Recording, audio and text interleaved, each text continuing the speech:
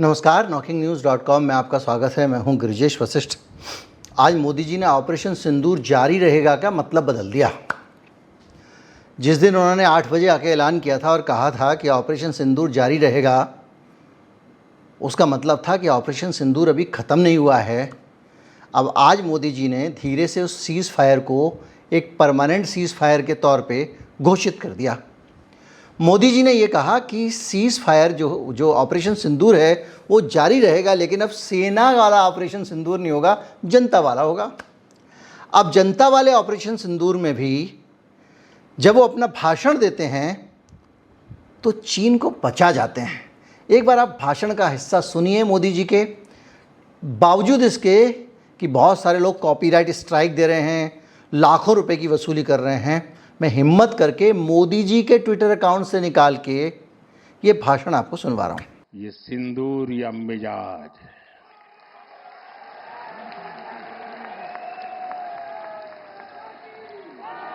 ये सिंदूरिया स्पिरिट। दोस्तों, 6 मई की रात ऑपरेशन सिंदूर सैन्य बल से प्रारंभ हुआ था, लेकिन अब ये ऑपरेशन सिंदूर जन बल से आगे बढ़ेगा। और जब मैं सैन्य बल और जन बल की बात करता हूं, तब ऑपरेशन सिंदूर जन बल का मतलब मेरा होता है जन जन देश के विकास के लिए भागीदार बने, दायित्व संभालें। हम इतना तय कर लें कि 2047 जब भारत की आजादी के 100 साल होंगे, विकसित भारत बनाने के लिए तत्काल भारत की इकोनॉमी को 4 नंबर से 3 नंबर पर ले जाने के लिए अब हम कोई विदेशी चीज का उपयोग नहीं करेंगे।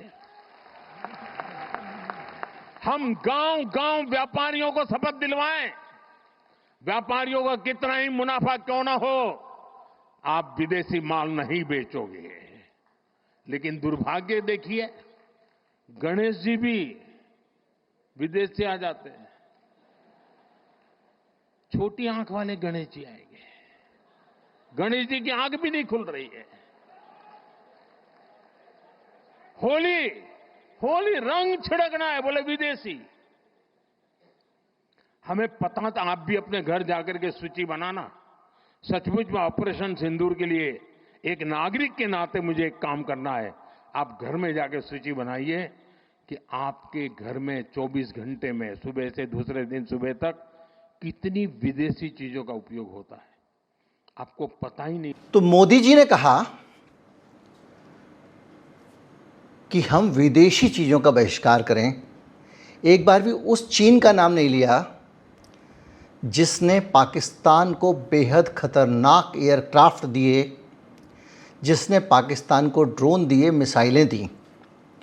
तुर्की के खिलाफ तो हमने अभियान चलाया था, लेकिन चीन के नाम पे हम खामोश थे। और आज भी मोदी जी चीन के नाम पे खामोश हैं। इशारों में चीन की तरफ एक इशारा करते हैं, वो भी नस्लवादी छोटी आँखों की बात करते हैं। जो मंगोलियन, भारत में 3 तरह के मुख्य रूप से लोग रहते हैं।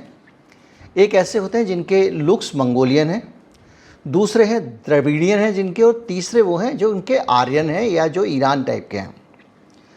तो जो हिंदी बेल्ट में रहते हैं ज़्यादातर लोग आर्यन वाले हैं, जो नॉर्थ ईस्ट वगैरह में रहते हैं वो मंगोलियन लुक वाले हैं, और जो दक्षिण भारत में रहते हैं वो द्रविडियन वाले हैं। तो आपने सीधे जो मंगोलियन वाले हैं जिनकी आंखें छोटी होती हैं, वो काफ़ी हद तक उत्तराखंड में भी है, हमारे हिमाचल में भी कुछ लोग हैं, नॉर्थ ईस्ट में भी हैं। आपने उन सभी लोगों को एक झटके में अपमानित कर दिया क्योंकि आपकी टिप्पणी नस्लवादी है। इसको भी अगर आप छोड़ दें तो मोदी जी जो दावा कर रहे हैं, सबसे बड़ी बात जो आज के इस वीडियो का टॉपिक है कि विदेशी माल का बहिष्कार करें। और उन्होंने कहा 1-2 चीज़ें ऐसी होंगी जो भारत में ना बनती हों, बाकी सारी चीज़ें विदेशों से नहीं आती हैं, भारत में बनती हैं, तो हम भारत का सामान खरीदें। तो ये भारत का सामान खरीदने का जो नारा दिया है इन्होंने, गांधी जी का स्वदेशी वाला, उस नारे पे कायम रहने लायक इस देश की जनता को छोड़ा है। मोदी जी के शासनकाल में लगातार चीन मजबूत हुआ, लगातार चीन से इंपोर्ट मजबूत हुआ, खुद मोदी जी ने मजबूत किया और उनके मित्रों ने किया। जो आंकड़े हैं वो ये कहानी कहते हैं कि 2015 में भारत और चीन के बीच में द्विपक्षीय व्यापार सिर्फ 71 अरब डॉलर था, जो बाद में 23-24 में 117 अरब डॉलर पहुंच गया। यानी 65% की वृद्धि 10 सालों में चीन के साथ व्यापार में हुई है। 10 साल तक इस देश में तरह तरह के लुभावने वादे, तरह तरह की बातें और कई बार चीनी उत्पादों के बहिष्कार की अपील करने के बाद भी इस सरकार ने रत्ती भर भी विदेशी सामान को कम करने की कोई कोशिश नहीं की। भारत में जो स्वदेशी ब्रांड थे वो भी धीरे धीरे ख़त्म हो गए। माइक्रोमैक्स, स्पाइस, विस्पाइस, कितने ब्रांड होते थे, कार्बन, जो हमारे भारतीय जो मोबाइल फ़ोन ब्रांड थे वो भी ख़त्म हो गए इसी सरकार के रहते रहते। भारत का निर्यात सीमित ही रह गया, आयात बढ़ता बढ़ चला गया। केवल 67 अरब डॉलर का निर्यात किया हमने और हमने 101 अरब डॉलर का आयात किया। यानी कुल व्यापार का 71.6% चीन से हमने मंगाया। अब अगर आप इसको आगे जाएं कि कैसे कैसे करके चीन का फ़ायदा हमने पहुंचाया, तो इस आयात निर्यात के आंकड़ों से आगे बढ़ना पड़ेगा और ये समझना पड़ेगा कि मोदी सरकार ने चीन से व्यापार कैसे बढ़ाया और आज भी मोदी जी का पहला प्यार चीन क्यों बना हुआ है। तो इसको समझने के लिए हम आते हैं मोदी जी की अपनी स्कीमों पे, जिनके कारण चीन को फ़ायदा हुआ। एक स्कीम है make in India. Make in India को ज़मीनी तौर पर आप अच्छे से इम्प्लीमेंट कर ही नहीं पाए, आप उसको एक सपना दिखाते रहे और वो फ्लॉप हो गया। ज़मीन पे कोई काम नहीं दिखा और कोई उच्च तकनीक की मैन्युफैक्चरिंग यूनिट नहीं बन पाई। इस पे डिटेल में अभी हाल में एक वीडियो में मैंने आपको बताया था कि मेक इन इंडिया की स्थिति क्या है। वीडियो लंबे हो जाते हैं, आप लोग नाराज़ होते हैं। लेकिन हम mobile, TV, chips, electronic component चीन से ही मंगाते हैं। क्या ये देश छोटी सी लीड कान में लगाने वाली, इससे आप गाना सुनते हो, नहीं बना सकता? मोबाइल की बैटरी नहीं बना सकता? बच्चों के खिलौने 20 रुपये वाले, 50 रुपये वाले नहीं बना सकता? सब कुछ बाहर से क्यों आ रहा है?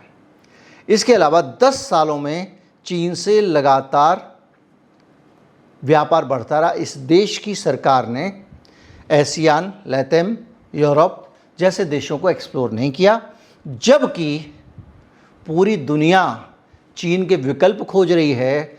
अमेरिका चाइना +1 खोज रहा है। भारत चाइना के प्रेम में पागल है।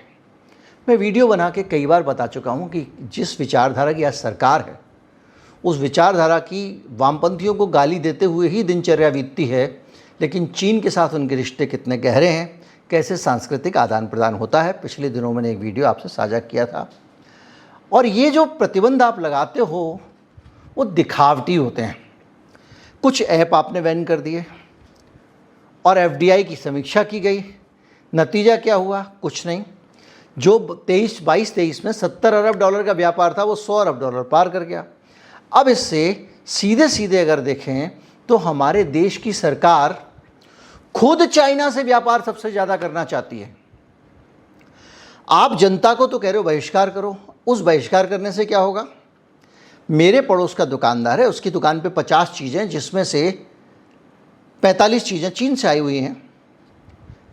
अब मैं उसकी दुकान से माल खरीदना बंद कर दूं, उसको कल से स्वदेशी ला। उस आदमी ने, बेचारे ने माल खरीद के रखा हुआ, उसका माल तो फंस गया। दूसरा, अगर उधार पे माल उठाया उसने तो पैसे भी फंस गए, ब्याज उसके ऊपर बोझ पड़ रहा है। तुमने कह दिया चीनी माल का बहिष्कार कर दो, और चीनी माल का विकल्प कहाँ है? कहीं दिखाई नहीं दे रहा है। सरकार ने कुछ किया, कुछ दूसरे देशों से अगर व्यापार बढ़ाया होता तो आज हमारे पास दूसरे देशों के भी कुछ विकल्प होते। मेड इन चाइना के अलावा बाज़ार में कुछ दिखता ही नहीं है।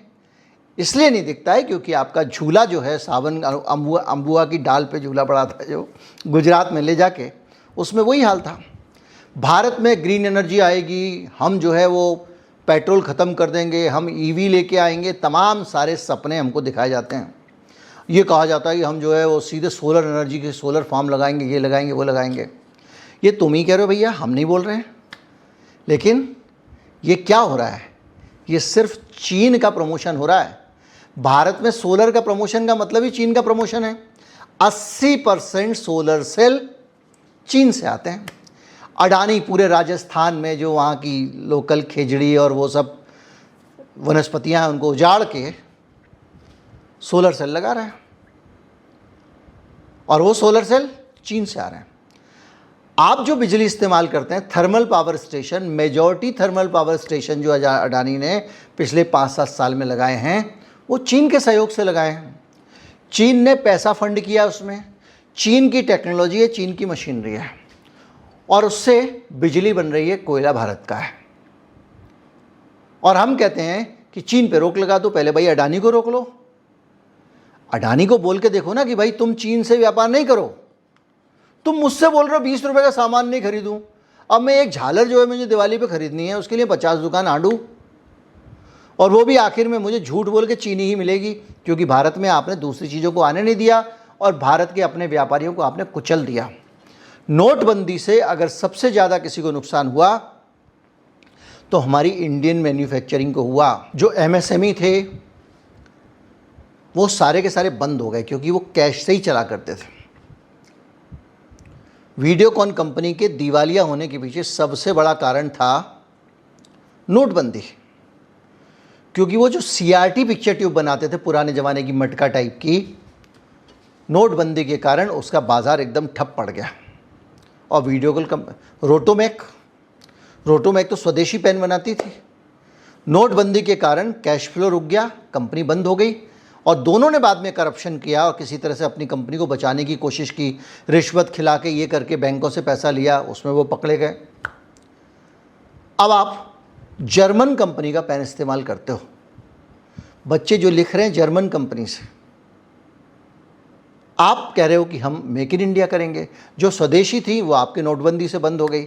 इसी तरह से अगर आप ग्रीन एनर्जी में 80% सोलर पैनल चीन से आते हैं, तो जो बैटरी है उसमें 100% आप चीन पर निर्भर हो।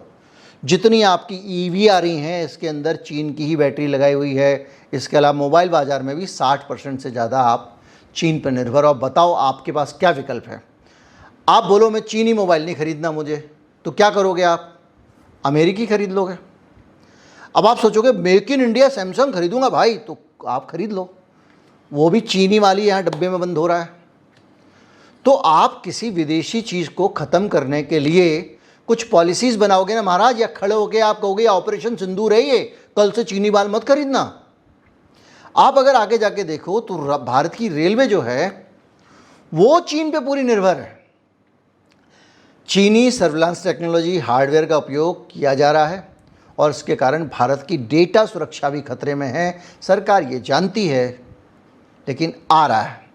सीसीटीवी, सर्वर और क्लाउड इंफ्रास्ट्रक्चर सब चीनी कंपनियों से आता है, और इसका मतलब ये है कि चप्पे चप्पे पे जो कैमरे लगे हुए हैं ये सब चीन के हैं, और किस कैमरे से कौन सा डाटा चीन तक पहुंच जाए कोई नहीं जानता। अब अगर आप इससे आगे बढ़ें तो मैं आपको बताता हूं कि किस किस तरह की इंडस्ट्री में चीन पे निर्भरता कितनी ज़्यादा हो गई है माननीय के शासनकाल में। 60 से 65% इंडस्ट्री के अंदर खपत है चीनी माल की। इलेक्ट्रॉनिक और टेलीकॉम में 34-38.4%, मशीनरी में 39%, रसायन और फार्मास्यूटिकल में हम जो सबसे बड़े निर्यातक हैं अमेरिका को जेनरिक दवाओं के, वो जेनरिक दवा बनाने के लिए जो अंदर का मसाला होता है, जो आत्मा होती है उसकी, वो चीन से ही आती है, जिसको हम एपीआई कहते हैं। और प्लास्टिक के सामान में भी चीन का 25.8% का योगदान है। भारत में पेट्रोकेमिकल इंडस्ट्री है, हमारे यहाँ पे प्लास्टिक के दाने बनते हैं, लेकिन चीज़ें प्लास्टिक की चीन में बनती हैं। आप आ जाइए सरकारी योजना, जिसमें स्मार्ट सिटी मिशन, रेलवे और मेट्रो की परियोजनाएं, सोलर पैनल और बैटरियां, जितनी भी सरकारी हैं, ये सरकार सारी खरीद रही है चीन से। हमको बोल रही है गणेश जी की मूर्ति की आँख छोटी होती है मत खरीदना। अब आ जाओ, जो हम कंज्यूमर्स हिंदुस्तान में जो सामान इस्तेमाल करते हैं वो चीन के सामान का 15% कुल है, और उसमें से भी 75% क्या है, ये जो चीज़ें हैं जो कि मिलती नहीं है, जैसे मोबाइल फ़ोन, गैजेट्स हैं, ये कहीं और के ख़रीद के दिखा दो। तो ऐसी हालत में आप ये जो ऑपरेशन सिंदूर बोल के निकल लेते हो, ये आप एक जनता को भरमा रहे हो। आप जिसको ऑपरेशन सिंदूर कह रहे हो, वो ऑपरेशन सिंदूर आप जो बता रहे हो, लोगों को कह रहे हो कि भाई आप विदेशी सामान मत खरीदो, तो अपने विकल्प कहाँ छोड़े हैं? आप कह रहे हो कि भैया तुम खरीद के तो दूसरी चीज़ लाना, और मार्केट में कह रहे हो बाजार में वही चीज़ रहेगी। अब आदमी जो भक्त हैं व्हाट्सएप यूनिवर्सिटी वाले, वो तो कुछ भी कर देते हैं। वो तो अखबार में, वो जो सोसाइटी के ग्रुप में ऐड डालते हैं, हिंदू मेड चाहिए, सनातनी मेड चाहिए, बर्तन मांजने वाली भी वही चाहिए। तो कल से वो बोलेंगे कि भाई ठीक है, हमको तो चाइनीज़ वाल चाहिए ही नहीं, तो रायता फैल जाएगा। तो असल चीज़ ये है कि चाइना को मात करने के लिए घर में ढंग का माल तो बनाओ दादा, लोग अपने आप ही वो खरीदेंगे। चाइना का खरीदे क्यों? वहाँ सस्ता सुंदर टिकाऊ सामान मिल रहा है, आदमी की आमदनी है नहीं, जेब में पैसे है नहीं, कमाई है नहीं, तो जो बेचारा अफोर्ड कर पाता है वो चाइनीज़ ही अफोर्ड कर पाता है, और दूसरा कुछ है भी नहीं। अगर जिसका एक्स्ट्रा पैसे हैं वो कहे भाई नहीं, मैं तो मोबाइल चाइनीज़ नहीं खरीदूंगा, मैं एक्स्ट्रा पैसे खर्च करूंगा। कर ले तू, एप्पल खरीदेगा, वो भी चीन में बन रहा है। तो ये अपने आप में एक सोचने की बात है कि आप लोगों को क्या नारे दे रहे हो, क्या कर रहे हो, क्या नहीं कर रहे हो। इससे जो नुकसान होता है, आप सोचो किस तरह से इस देश का नुकसान होता है, आपको फ़र्क ही नहीं पड़ता। आपने 8 बजे मित्रों बोला, नोटबंदी कर दी, हिंदुस्तान के लोगों का क्या हाल हुआ, क्या असर हुआ? घरेलू उद्योग मर गए सारे के सारे। अब क्या हो रहा है, जो अब आप जो दोबारा करोगे, पहले भी व्यापारी झेल चुके हैं इस बात को, सारा स्टॉक फंस जाएगा, कैश फ्लो का संकट हो जाएगा व्यापारियों का, मजबूरी में उनको डिस्काउंट दे दे के सामान बेचना पड़ेगा, उससे उनको नुकसान होगा, और एक अनिश्चितता बन जाएगी कि अगले सामान को मैं चीन से इंपोर्ट करूं कि नहीं करूं, नहीं करूं तो लाऊं कहां से? अगर दुकानदार चीन से सामान इंपोर्ट ना करे तो कहां से लाए? कुल मिला के इस देश के नेता, और नेताओं में सबसे बड़े नेता मोदी जी, एक सूत्री कार्यक्रम इनका चलता है, कुछ भी बोलो, कुछ भी कहो और निकल लो,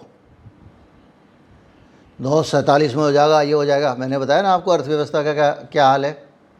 दुनिया भर का आप बात करो, हालत ये है कि आपने राफेल खुद ही खरीदने का आइडिया टाल दिया। मैंने कल वीडियो बनाया, अभी उसके 12 घंटे हुए हैं, 4 लाख लोग देख चुके हैं। तो आप अपनी सिचुएशन को समझो और लोगों को कम से कम भरमाओ मत। इस देश के ऊपर एक एहसान करो कि इस पर कोई एहसान मत करो। मालूम है इलेक्शन आ रहा है, मालूम है कि आप उसके नाम पे जो दुनिया भर का प्रचार कर रहे हो, सैनिकों के बलिदान को भी वहाँ पर सोफिया कुरैशी के परिवार वालों को आपने कहा कि आप आके खड़े हो जाना, मोदी जी के ऊपर फूल फेंकना, और फोटोग्राफरों को कह दिया आप वहाँ आके खड़े हो जाना, जब ये फूल फेंके तो फ़ोटो खींचना, और इसको मैं सिंदूर के नाम पे पूरे देश में बेचूंगा। जो ऑपरेशन सिंदूर देश के स्वाभिमान को बचाने के लिए था, वो चुनावी नारा बन गया है, और इस तरह की अजीब अजीब बातें कही जा रही हैं, विदेशी ये करो वो करो। अरे तुम विदेशी को रोको तो दादा, आपने तो विदेशी बढ़ा हुआ, सरकार खुद विदेशी खरीद रही है, सरकार ठेके विदेशियों को दे रही है, यत्र तत्र सर्वत्र विदेशी विदेश हो रहा है। आपके जितने उद्योगपति दोस्त हैं वो विदेशी माल ला रहे हैं, विदेशियों से कारोबार कर रहे हैं। इतना बड़ा अडानी है, क्या वो देश में सोलर पैनल नहीं बना सकता भाई? वो भी चीन से क्यों खरीद रहा है? अगर वो नहीं बना सकता तो मेरे पड़ोस वाला दुकानदार कहाँ से बना लेगा? वो तो बेचारा कुछ बनाते ही नहीं है, वो तो बना बनाया ला के बेचता है, मार्केट में जो मिल रहा है बेच रहा है। तो भैया इनकी बातों में मत आना, इनकी बातों में आने के चक्कर में आप अपना जो पड़ोस का बेचारा दुकानदार है उसको भूखा और मार दोगे। जैसे पहले आपने लघु उद्योग वालों को भूखा मारा, मजदूर गांव पहुंच गए। आज भी उसमें से काफ़ी संख्या मजदूर गांव में ही हैं, मनरेगा में काम कर ले रहे हैं। क्या करें? जो भी है, एक तस्वीर साफ है आपके सामने, फैसला आपको करना है। नमस्कार, जय हिंद।